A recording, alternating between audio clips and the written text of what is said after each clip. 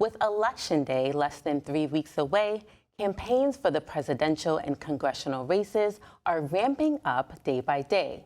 Each political party is continuing their boots-on-the-ground strategy to secure voters across the state. Meanwhile, there is a lingering question on the minds of politicos, and that is, how will candidates perform in each voting block on election night? Young people are a voting bloc that is known for paying close attention to popular social issues, but may not always come out to vote in high numbers in the state. Recently, the New York Public Interest Research Group, along with other good government groups, identified 20 college campuses with large student populations, but had no polling sites within a mile of campus, despite state law. As reported by the Times-Union, the Board of Elections said that the colleges did not meet the threshold of 300 registered voters. To understand the parameters around the report, we sat down with Blair Horner, Executive Director of the New York Public Interest Research Group. Here's that conversation. Thank you so much for joining us today, Blair. Thanks for having me. Now, can you tell us about the reporting from good government groups that found that 20 college campuses across the state with a significant student population did not have a polling site on their campus? Yeah, we looked at it. There's a law that was on the books put in 2022 that said that every college that had 300 registered voters living on campus or more had to have a polling site either on the campus or, they say, adjacent to the campus. So we were looking, this was the third in a series of sort of reactions to what was going on. We were looking at this issue to see how the law was working out. And we could go into this more, but when we looked at what happened in 2022, we didn't notice any increase in college student voter turnout. We're trying to figure out why. And so are the polling places there was one of the questions we wanted to ask. The analysis that we found is that we looked at our criteria were colleges that had 1,000 students or more, undergraduates, and did not have a polling place within a mile of the campus. What are those colleges? And then we sent, and that's what we came up with the number. There's 20 four-year public and private colleges that were in that category, and there actually were 6 community colleges as well. And so those were the ones that fell outside of it. We sent a letter to the Board of Elections. We said, so why is this? And if they should have a polling site, please put one on there. And so that was the rationale for looking at it, was to see what's going on with the adult vote, young adult vote, and then what could be done by the Board of Elections if there is a problem.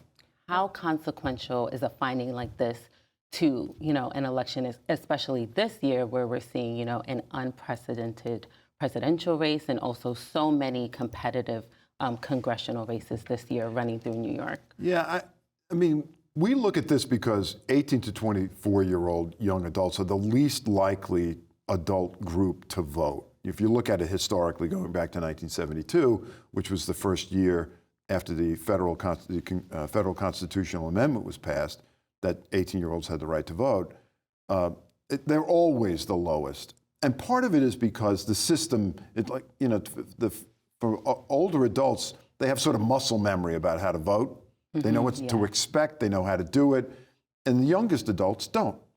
And so what are the obstacles beyond just the fact that it's the first time you've ever done it? So we've looked historically at voter registration, we've looked at the polling places, we've looked at the ability to get information. So we've always looked at all this stuff. We've been keenly interested in it. And if young people show up, they could make all the difference. There was an uptick during the Obama years, and some argued that that was the difference in some of the states where Obama won. In New York, I mean, most people don't expect that the Republican nominee, Donald Trump, will carry New York. The last time a Republican carried New York was in 2002. That was George Pataki. But in the battleground congressional races, a whole bunch of them are in New York. There's 5 that the Cook political reports say are in play. And there are thousands and thousands of college students in every one of those districts. The biggest one being Representative Molinaro's district, where we calculated 85,000 college students are in that district. Now, they don't all vote. They don't all live there. Some of them may come in from out of state. You know, I don't know how many of the Cornell students view themselves as New Yorkers, for example. But they could all register to vote in New York, and they could vote in New York, and that could make a big difference. It may not, but it might.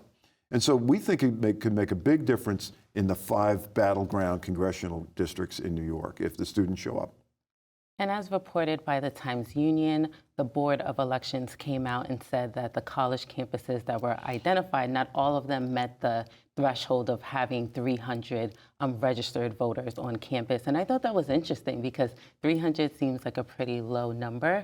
So I wanted to get your response. Well, the State Board of Elections said that all 20 of the four-year colleges that we identified did not have 300 voters registered and living on campus.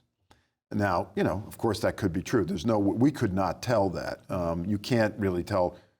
We would have to have the list of all the college students at every school, and we would have to match them up with where they're registered to vote in order to figure that out. All we looked at, as I mentioned earlier, was are there 1,000 undergraduates or more, and is the polling place within a mile? I mean, I agree with you. I am skeptical that but it could be true. If the students are not getting registered to vote, if they don't know that they can register from their on-campus address, if they're told that they can't register from their on-campus address, there's lots of reasons why it could be true. We do know from one communication with one college that they told us that the reason they didn't have a polling place is because the local county board of elections told them they didn't have a suitable location on campus, which in and of itself is surprising, but that was the reason, not that they didn't have 300. And they were one of the 20. So again, we don't really know what actually happened and if the State Board of Elections is correct, because I assume they relied on the counties telling them. Right. Like, I don't think that they did a study of their own, but maybe they did. So that is it's certainly possible that they're right. We find it hard to believe if they're right. And if the State Board of Elections is right, I think that cries out for policy intervention by lawmakers because there's a problem somewhere. If that's true. If you have thousands of students on campus, and for your viewers who don't have college students in their families, typically the first and second year students are required to live on campus. So that's thousands of students. And not 300 of them are registered to vote from their campus address. There has to be a reason why that is the case. And we don't know what that reason is. Is there any plan to check what the Board of Elections is claiming?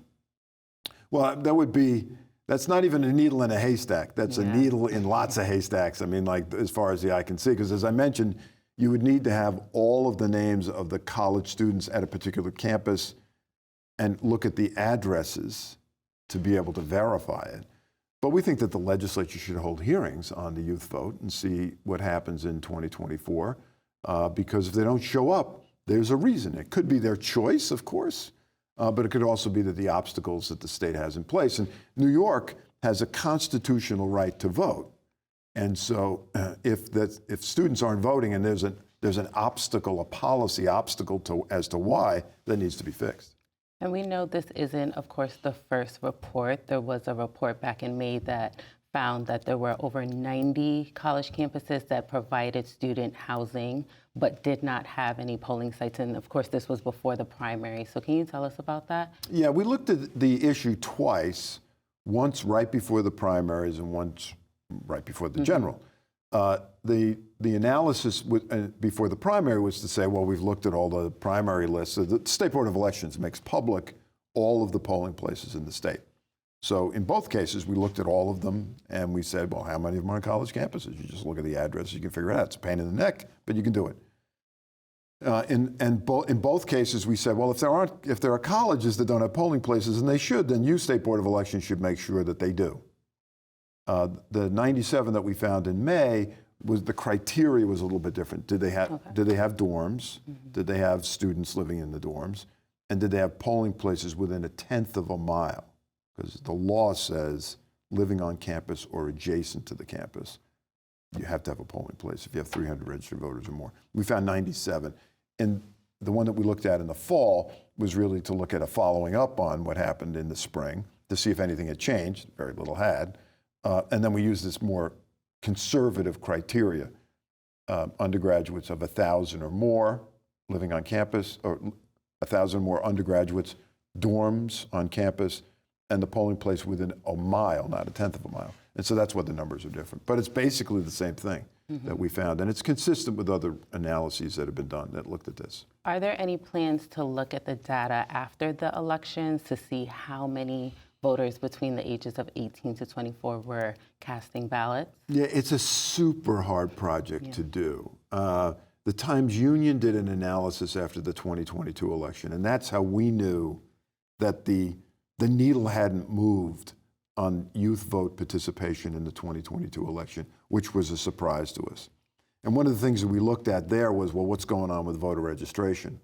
And we looked at the Upstate State University of New York schools, and all the schools, some did a good job in terms of letting students know on their websites how to register to vote. Some didn't do as good of a job, in our opinion. And so it could well be that the approach of the colleges to registering young people is inadequate. We'll have to see. And we're going to be pushing lawmakers to hold hearings on this. Yeah.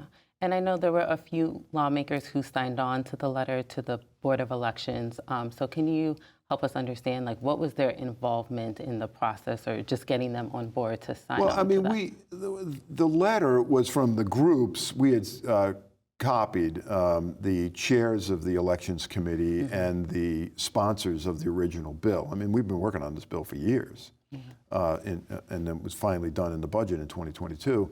And so for those particular lawmakers, we wanted them to be engaged. And we know that at least Assemblymember Walker, who chairs the Assembly Elections Committee, had written a separate letter to the State Board of Elections saying, hey, what's going on? So there will be hearings, I believe, on the 2024 election. One of the issues is, how did the new public financing system work? Right. And so there's going to be hearings on that.